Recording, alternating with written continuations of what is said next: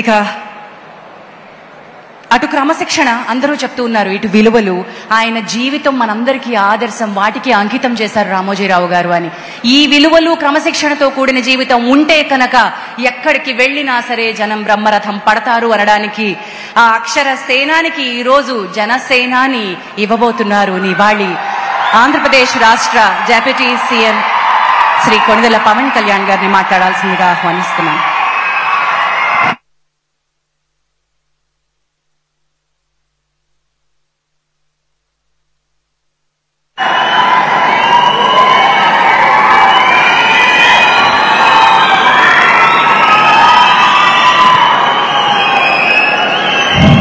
వేదిక పైన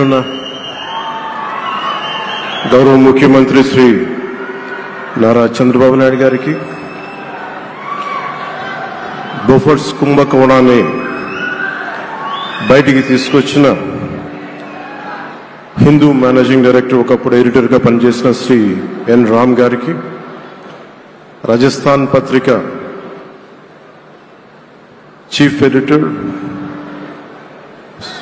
ఓనర్ అయిన శ్రీ గులాబ్ కొఠారి గారికి,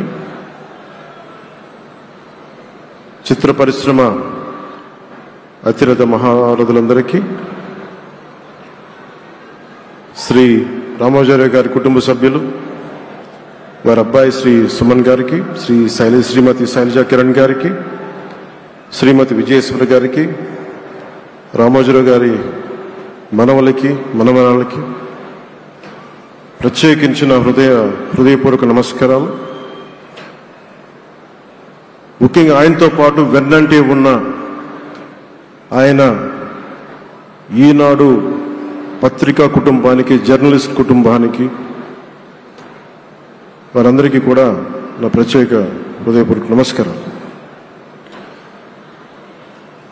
రామోజీరావు గారి గురించి అందరూ చెప్పిన దానికంటే కూడా నాకు నా పర్స్పెక్టివ్లో, నా అనుభవంలో నేను చూసిన రామోజీరావు గారిని మీ కొద్ది సంఘటనలు పంచుకుంటాను.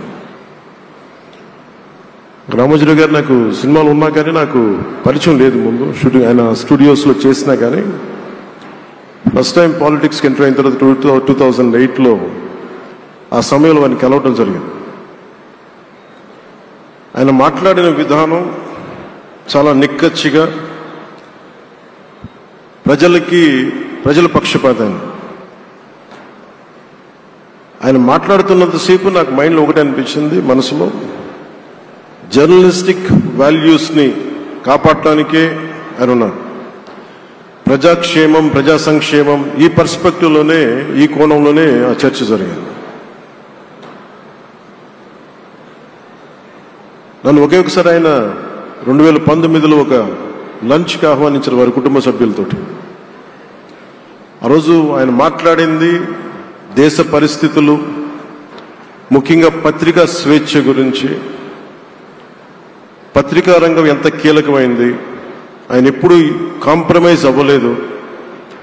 ఒక విషయం చెప్పాలి అంటే అది తనకు తెలిసిన వారు అవ్వచ్చు, తన సన్నిహితులు అవ్వచ్చు, స్నేహితులు అవ్వచ్చు, కుటుంబ సభ్యులు అవ్వచ్చు, జనం కోసం వచ్చేటప్పటికి నిష్పక్షపాతంగా చాలా నిర్దాక్షిణ్యంగా ఉంటుంది ఆయన ఆలోచన పరిధి. అదే ఆయన ఈనాడు పేపర్లో రిఫ్లెక్ట్ అవుతుంది. నేను చాలాసార్లు అనుకునేవాడిని, ఒక వ్యక్తికి ఇంత, ఆయన ఆ రోజు లంచ్ తర్వాత కూర్చున్నప్పుడు ఆయన మాట్లాడుతుంటే ఆయన వేదనని నేను చూశాను. ఆయన నలిగిపోతున్నారు. నిజంగా పత్రికా స్వేచ్ఛ ఎంత అవసరం దేశానికి, ప్రజాస్వామ్యానికి ఎంత కీలకమైంది, అది ఆయన చెప్తుంటే ఆయన ఆవేదన నాకు అర్థమైంది. అలాంటి వ్యక్తి మీద ఎన్ని రకాల ఇబ్బందులు పెట్టారో మనందరికీ తెలుసు. ఒక పేపర్ ఒక్కటే నడపటం చాలా అది కష్టసాధ్యమైంది. కానీ దాంతోపాటు ఆయనకి నష్టపోవడానికి, జనరల్గా అలాంటి విలువలు, కమిట్మెంట్ ఉన్నవాళ్ళు మిగతా వ్యాపారాలు అంటే ఆయన్ని అన్ని రకాలుగా దాడులు చేయడానికి చాలా తేలిక. అలాంటి దాడుల్ని తట్టుకుంటూ యాజ్ ఎ జర్నలిస్ట్ ఆయన అన్కాంప్రమైజింగ్ యాటిట్యూడ్, అన్కాంప్రమైజింగ్ వాలర్, అవన్నీ ఆయన్ని నాకు చూస్తే చాలా చాలా ఆనందం వేస్తుంది. ఆయన ఒకటే చెప్పారు నాకు, your upcoming political leader. I wish you all the best. నీ జీవితంలో నువ్వు కాంప్రమైజ్ అవ్వకు. What ever you believe in, నువ్వు ఏదైతే నమ్ముతావో దాన్ని త్రికరణ శుద్ధిగా చేయని చెప్పి ఆయన చెప్పింది నేను ఈ రోజుకి మర్చిపోలేను.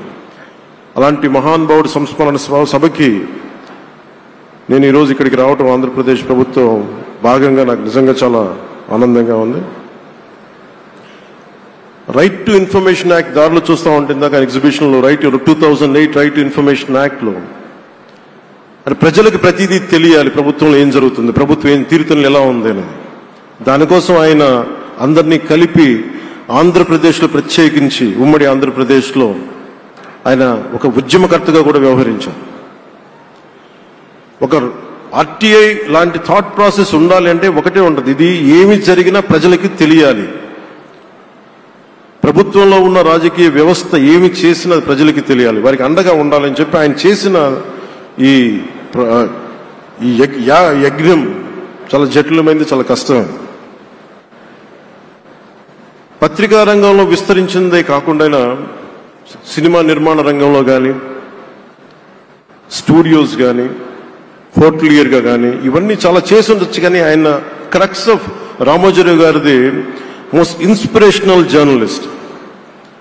ఇందాక కొల్లూరు పార్థసారథి గారు చెప్పిన, ఇందాక అమరావతి నుంచి నాయ ఎమ్మెల్యే గారు మాట్లాడినా కానీ, పార్థసారథి గారు చెప్పినా కానీ ఆయనకి ఖచ్చితంగా ఒక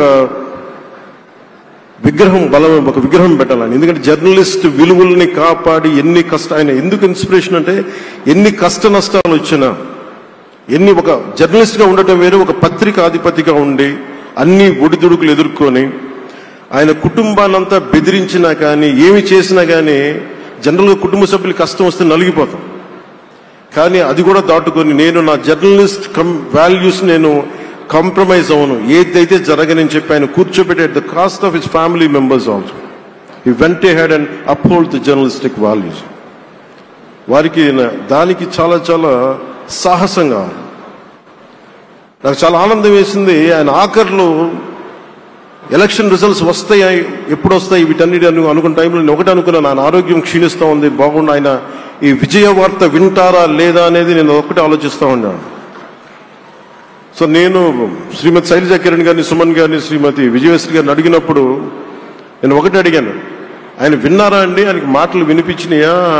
అందరు చెప్తాను ఆయనకి వినిపించట్లేదంటే లేదు, చాలా ఒక 24 గంటలు ఆ విజయాన్ని దశాబ్దం పాటు నలిగారు, దశాబ్దన్నర పాటు నలిగి ఆయన్ని నలిగిన తర్వాత ఆయన అలాంటి వ్యక్తి విజయ వార్త వినకపోతే అక్షోభిస్తుందేమో ఆత్మని అనిపించేది. కానీ విజయ వార్త వినే ఆయన పరమదించారు. అందుకు నాకు చాలా ఒక తృప్తినిచ్చింది. అలాంటి మహానుభావులకి నా నివాళులు అర్పిస్తూ ఆయన నుంచి ఎవరైనా నేర్చుకోవాల్సింది ప్రజాస్వామ్యాన్ని పరిరక్షించడానికి ఎవరి స్థాయిల్లో, ఒక పత్రికాధిపతిగా కావచ్చు, ఎవరు ఏ స్థాయిలో ఉన్నా దాన్ని మనం కాపాడాల్సిన అవసరం ఉంది. అలాగే